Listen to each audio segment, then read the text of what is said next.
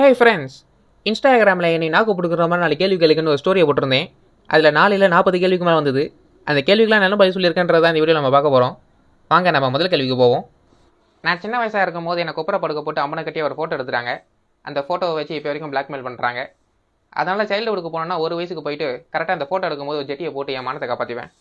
அது எல்லாருக்குமே பிரேக்கப் ஆகும்போது கரலா கட்டையை கவட்டை கட்டியில் விட்டு அடித்த மாதிரி தான் இருக்கும். அப்புறம் போக போக கரலா கட்டையும் பழகி போயிடும், கவட்டையும் மறந்து போயிடும்.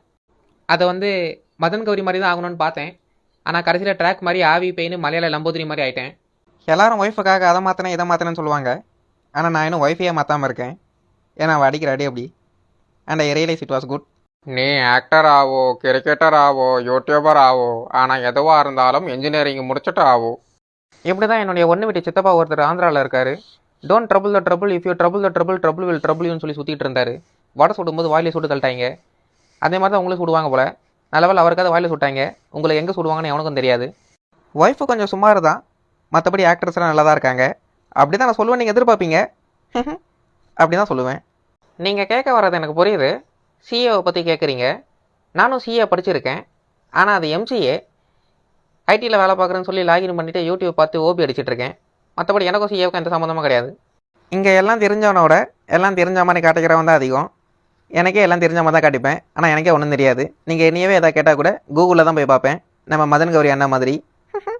அதனால் நீங்கள் எப்படி உங்கள் இஷ்டத்துக்கு உங்க கூட 100 வருஷம் வாழணும், நான் உனக்கு இன்னொரு அம்மா மாதிரி அப்படி அடிச்சு விட்டு உருட்டி விட்றீங்களோ அந்த மாதிரி வாழ்க்கை எல்லாருக்கிட்டையும் தைரியமாக பேசுங்க. இன்ஃபீரியாரிட்டி காம்ப்ளெக்ஸை உடச்சிட்டு போவாங்க. சௌமி சிஸ்டர் நல்லா தான் இருப்பா. ஆனால் அவளை பற்றி பேசுனதுனாலேயே ஒரு நாள் சௌமி எனக்கு காது மேலே 2 வச்சா. அதனால் அந்த பொண்ணை பற்றி இப்போ பேச வேணாம்னு நினைக்கிறேன். பெருசாக ஒன்றும் வித்தியாசம் இல்லை. பொண்ணாக பிறந்திருந்தா எல்லாரும் பசங்க கூட பேசிகிட்டு இருந்திருப்பேன். ஆனால் பையனாக பிறந்து இப்போ பசங்க கூட தான் பேசிகிட்டு இருக்கேன். அதுக்காக நீங்கள் நினைக்கிற மாதிரி இல்லை. எந்த பொண்ணும் என்கிட்ட பேசலை, ஆனால் நான் பசங்க கூட பேசிகிட்டு இருக்கேன், அவ்வளோதான். இது ஒரு வித்தியாசமான ஜந்து. நைட்டு 1:15 மெசேஜ் பண்ணி அண்ணா கால் பண்ணுனேன் அப்படின்னு சொல்லும். எதுக்குறான்னு கேட்டால் இல்லை கால் பண்ண சொன்னால் நீ கால் பண்ணிட்டேன்னு பார்த்தேன் அப்படின்னு என்கிட்ட விளையாடிட்டு இருக்கோம். இந்த நேரத்தில் இது ஆக்சுவலாக பொண்ணுங்க கூட பேசிகிட்டு இருக்கணும். ஆனால் என் தலையை பூச்சி அறுத்துட்டு இருக்கு. இதுக்கிட்ட மாட்டி நான் முழிக்கிறேன், என்கிட்ட மாட்டிக்கிட்டு இது முழிக்குது, எங்ககிட்ட மாட்டிக்கிட்டு இப்போ நீங்கள் முழிக்கிறீங்க. என்ன கேட்டிங்கன்னா அந்த பையனை நீங்கள் மறக்க வேணாம். அப்படி மறந்துட்டிங்கன்னா உங்களோட வாழ்க்கையில் நீங்கள் உருப்பட்டுருவீங்க. அதுக்கு பதிலாக அந்த பையனை நினச்சி சோறு தண்ணி இல்லாமல் செத்து போனீங்கன்னா உங்களோட காதல் கதை ஒரு காவிய கதையாக மாறும். அதுக்கப்புறம் ரோமியோ ஜூலியட் மாதிரி உங்களோட காதல் காவியத்தையும் எல்லாருமே படிப்பாங்க. எல்லாரும் படிப்பாங்கன்னு சொல்ல முடியாது, ஓரளவுக்கு பேர் படிப்பாங்க. இல்லை அவங்களும் படிக்க மாட்டாங்க, எல்லாருக்கும் வேலை இருக்கும். அப்போ வேஸ்ட்டாக எதுக்கு செத்து போனோம்? அதுக்கு நீங்கள் மறந்தே போயிடலாம். எனக்கும் நிறைய பொண்ணுங்க ப்ரப்போஸ் பண்ணியிருக்காங்க. நானும் எல்லாரையுமே அக்செப்ட் பண்ணி லவ் பண்ணியிருக்கேன். மாதக்கணக்கில் லவ் பண்ணியிருக்கேன். மன்மத குஞ்சின் வேறு நினச்சிக்கிட்டு இருந்தேன். அப்புறமா தான் தெரியும் பூரா பையனும் பேக் ஐடி அப்படின்னு. அதனால் உங்ககிட்ட சொன்ன பொண்ணு முதல்ல பொண்ணு தானா இல்லை பேக் ஐடி பண்ண ஐடியான்னு முதல்ல கண்டுபிடிங்க. அதுக்கப்புறம் ஆக வேண்டிய காரியத்தை பாருங்கள். ஹே ஃப்ரெண்ட்ஸ், பொதுவாக சொல்லுவாங்க ஆம்பளைங்க கல் நெஞ்சக்காரங்க அழமாட்டாங்க அப்படின்னு. அப்படிலாம் ஒன்றும் இல்லை. உண்மையிலே ஆம்பளைங்க தான் குழந்தை மனசுக்காரங்க. ஒரு குழந்தை எப்படி ஏதாவது வேணும்னா அழுவுமோ, ஏதாவது கிடைக்கலன்னா கோவப்படுமோ, அந்த மாதிரி தான் ஒரு ஆம்பளையும் பிஹேவ் பண்ணுவான். கோவப்படுவான், அழுவான். என்ன எல்லா இடத்துக்கும் அழமாட்டான். அவங்களுக்குன்னு யாராவது இருந்தாங்கன்னா அவங்கக்கிட்ட மட்டும் அழுவான். அப்படி யாரும் இல்லைன்னா தனிமையில் அழுவான். மற்றபடி அழுவான், அது நார்மல் தான், அது நேச்சர் தான். மற்றபடி எமோஷன் அடக்கணும்லாம் ஒன்றும் கிடையாது. என்னால் என்னோடய லூஸ் மோஷன் அடக்க முடியாது. எனக்கு உங்களை பார்க்கும்போதெல்லாம் சின்ன கலைவாணர் விவேக் தான் ஞாபகத்துக்கு வருவார். அது ஏன்னா உங்களுக்கு தெரியும், ஆனால் பார்க்குற இவங்களுக்கு தெரியாது. அதையும் நானே சொல்கிறேன். ஹே ஃப்ரெண்ட்ஸ், இவங்க பேர் சத்யா, பூச்செடி சத்யா. இது வரைக்கும் 222 செடி நட்டுருக்காங்க, இன்னும் நடுவாங்க, நட்டுக்கிட்டு இருக்காங்க. உங்களுக்கு ஒரு அட்வைஸ் என்ன அப்படின்னா, நீங்கள் மரம் நடுறதா நடுறீங்க, அதை இனிமேல் கொஞ்சம் ஒயின் ஷாப்பாக பார்த்து நட்டிங்கன்னா அங்கே இருக்கிற குடிமகனுக்கெல்லாம் ரோடு பஸ் ஸ்டாண்டுன்னு கீழே வந்து திட்டு வாங்காமல் அவங்களுக்குன்னு ஒரு இடம், அவங்களுக்கு ஒரு நிழல்னு நிம்மதியாக இருப்பாங்க. சென்னை சரியான சூடு. வார்த்தை ஒன்று கொல்ல பார்க்குது. நானும் வருஷம் இந்த ஒரு நாள் எப்படியாவது கடந்துடலான்னு பார்த்தா கலந்த யாருக்கிட்டையாவது மாட்டி இப்படி பேச்சு வாங்க வேண்டியதாக இருக்குது. ஃப்ரெண்ட்ஸ், இப்படி மனசு நோக்கிற மாதிரி மெசேஜ்லாம் அனுப்பாதீங்க ஃப்ரெண்ட்ஸ். படிக்கிறத மட்டுமே நம்பி போனால் அப்படி தான் ஆகும். பரீட்சை அப்படின்றது ஒரு போர்க்கொலை மாதிரி. அதில் நிறைய யுக்திகளை கையாளணும். உதாரணத்துக்கு பக்கத்தில் இருக்கிறவனுக்கு தெரியாமல் பார்த்து எழுதுறது, இன்விஜிலேட்டருக்கு தெரியாமல் பிட் எடுக்கிறது, இப்படி பல திறமைகளை கையாண்டால் தான் அந்த போரில் நம்மளால் வெல்ல முடியும். எல்லாரும் நினச்சிட்டு இருக்காங்க நான் தோருடைய மிகப்பெரிய ஃபேன், அதனால தான் அவருடைய பேரை பின்னாடி சொல்லியிருக்கேன் அப்படின்னு. அப்படிலாம் எதுவும் இல்லை. உண்மையாக சொல்லணும்னா எதுவுமே இல்லை. ஒரு நாள் மல்லாக்கப்படுத்து மொபைல் நோட்டும் போது தோருடைய ஃபோட்டோ வந்தது. சரி, ஐடியோட பேர் யூனிக்காக இருக்கணுமே அப்படின்றதுக்காக பின்னாடி சொருகிட்டேன், அவ்வளோதான். நான் பல பேருக்கு டேக்ஸ் ஃபைல் பண்ணி கொடுத்துருக்கேன். என்கிட்டே இந்த மாதிரி கேள்விலாம் கேட்குறீங்க. இருந்தாலும் பதில் சொல்கிறேன். 1000ல் 8%, 8000. உங்களுக்காகவே நீங்கள் வாழும்போது கட்டுப்பாடை மீறி போயிடுவீங்க. அடுத்தவங்களுக்காகவே நீங்கள் வாழும்போது உங்களை நீங்கள் இழந்துருவீங்க. இது ரெண்டுத்தையும் தாண்டி உங்களுக்காகவே வாழ்கிறவங்களுக்காக நீங்கள் வாழும்போது உங்கள் வாழ்க்கையில் எல்லாமே கிடைக்கும். இது கண்டிப்பாக கல்யாணத்துலேயும் கிடைக்கும். அதனால் கல்யாணன்றது முக்கியம் தான் நான் நினைக்கிறேன்.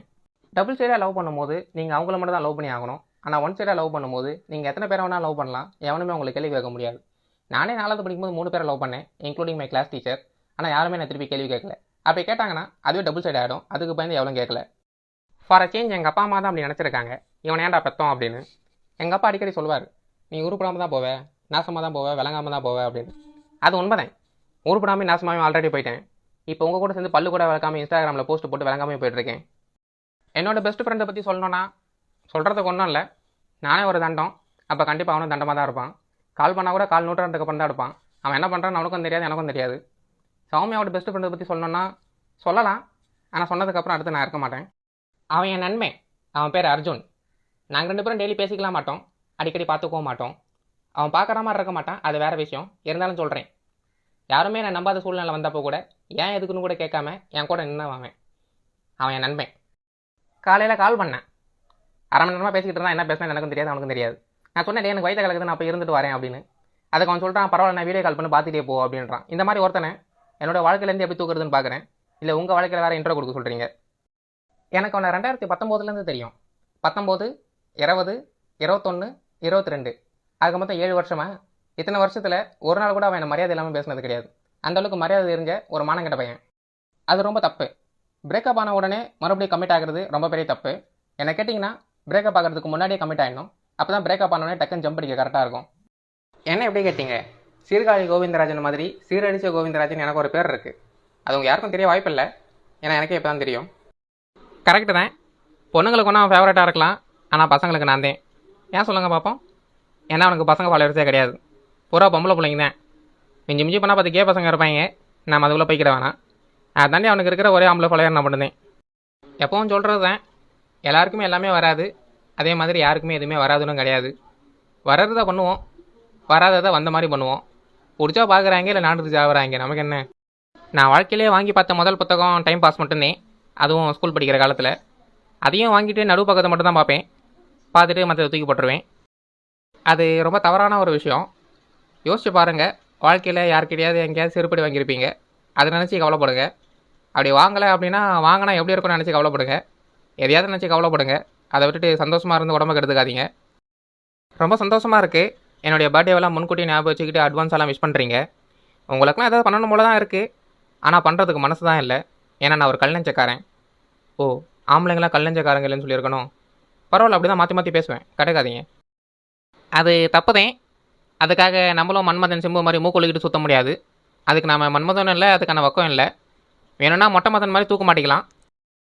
இது ரொம்ப நல்ல கேள்வி, ஒரு நியாயமான கேள்வி, நாட்டுக்கு ரொம்பவும் முக்கியமான கேள்வியும் கூட.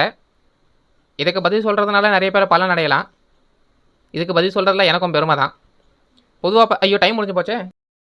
கண்டிப்பாக பில்கேட்ஸ் மாதிரி இருந்திருக்க மாட்டேன், இல்லை ஒரு மார்க் சூப்பர் சரி ஏதோ ஒரு கர்மம் அவனை மாதிரி இருந்திருக்க மாட்டேன். மிஞ்சி மிஞ்சி போனால் அங்கேயும் வீடியோ தான் பண்ணிட்டு இருந்திருப்பேன். என்ன அங்கேயாவது கொஞ்சம் நல்ல வீடியோ போட்டுட்டு இருந்திருப்பேன். உண்மையை சொல்லணும்னா வாழ்க்கையில் பல பேர்கிட்ட செருப்படி வாங்கியிருக்கேன். ஒவ்வொரு வாட்டி வாங்கும்போது இதெல்லாம் நடந்திருக்க வேணாமல் தான் தோணும். அப்புறமா தான் தெரிஞ்சது அதெல்லாம் வாங்கவே தான் இப்போ ஓரளவுக்கு எல்லாத்தையுமே சமாளிக்கிற அளவுக்கு இருக்கேன் அப்படின்னு. அதனால் இதெல்லாம் வாழ்க்கை கற்றுக் கொடுக்குற ஒரு பாடம் தான்றதை புரிஞ்சுக்கிட்டு தொடர்ந்து செருப்படி வாங்க ஆரம்பிச்சிட்டேன். அது பொதுவான ஹாலிவுட் மூவிஸ் தான் பார்ப்பேன், ஆயிரக்கணக்கில் பார்த்துருக்கேன். ஆனால் படத்தோட பேரெலாம் நோட் பண்ணது கிடையாது. எல்லாம் ஷார்ட் ஃபிலிம் மாதிரி தான், 2 நிமிஷம் 10 நிமிஷம் தான் இருக்கும். நல்லா இருக்கும்னு பார்ப்பேன், அப்புறம் போயிடுவேன். அது என் வாழ்க்கையில் நான் கடைசியாக எந்த படத்தை பார்க்குறேன்றதை பொறுத்து. ஷெர்லாக் ஹோம்ஸ் பார்த்தோன்னா டக்குன்னு டிடெக்டிவாக மாறிடுவேன், வரவன் போகிறவங்களாம் சந்தேகப்படுவேன். அசுரன் பார்த்ததுக்கப்புறம் எவனை எப்படி வெட்டலான்னு யோசித்தேன். இப்படி நான் வாழ்க்கையில் பல கேரக்டராக வளர்ந்துருக்கேன். எனக்கும் இதெல்லாம் நடந்தது, அப்போ நானும் இப்படி தான் குறை சொல்லிக்கிட்டு இருந்தேன். அதுக்கப்புறமா தான் புரிஞ்சது, நாம் ஒழுங்காக இருந்தால் அவங்களும் நம்மகிட்ட ஒழுங்காக தான் இருப்பாங்க அப்படின்னு. அதே மாதிரி நாம் ஒருத்தரை விரும்புகிறோன்றதுக்காக அவங்களும் நம்மளை திரும்பி விரும்பணுன்றது அவசியம் இல்லைன்றதும் புரிஞ்சுது. அப்புறம் மூடிட்டே வேலை பார்க்க ஆரம்பிச்சிட்டேன். பேயாக இருந்தாலும் ஒரு பொம்பளை பேயை நடு ரோட்டில் இறக்கி விடுறது நல்லது கிடையாது, நிறைய ஆம்பளை பேய்ங்க வர சுத்தம். அதனால் கப்பை அப்புறம் கூட இப்போதைக்கு கம்பெனி கூடன்னு தளபதி டைலாக் ஒன்று போட்டு உசார் பண்ணுவேன். ரூமை விட்டு வெளியே வாடான்னு வீட்டுக்கு வந்த சொந்தக்காரங்களை பார்க்க எங்கள் அம்மா கூப்பிட்டாங்க. அங்கே போய் உட்காந்தா 6 வருஷத்துக்கு முன்னாடி என் நண்பன் ஒரு ஜோக் சொன்னான். அப்போவே அதுக்கு நான் சிரிக்கல. அந்த ஜோக்கை இப்போ அவங்க மறுபடியும் சொல்லி நான் சிரிப்பண்ண வெயிட் பண்ணிட்டு இருந்தாங்க. அது ரொம்ப இன்ட்ரோவர்ட்டாக ரொம்ப சங்கடமாக இருந்தது. நான் எடுத்தேன் அப்படின்னா ஒரு க்ரைம் இன்வெஸ்டிகேஷன் த்ரில்லர் தான் எடுப்பேன். ஏன்னா இந்த தொப்பையை வச்சுட்டு என்னால் சண்டை போட முடியாது. நான் லவ் பண்ணுறேன் அப்படின்னா பொண்ணு கிடைக்காது, கிடைச்சாலும் அந்த ரொமான்ஸ் சீன்ஸ் எல்லாம் பார்க்க முடியாது. நான் காமெடி பண்ணால் சிரிப்பும் வராது. அதனால் பழியை தூக்கி ஒரு கொலைகார மேலே போட்டு அந்த கொலைகாரனை கண்டுபிடிப்பேன். வந்து இப்ப நான் என்ன உங்கள்ட்ட சொல்றது? தேவையில்லாத ஐடியாலாம் கொடுத்துட்டு நம்மளை இறக்கி விட்டு வெடிக்க பாக்குறானே. இவங்கிட்ட போய் நான் என்னத்த பேசுவேன்?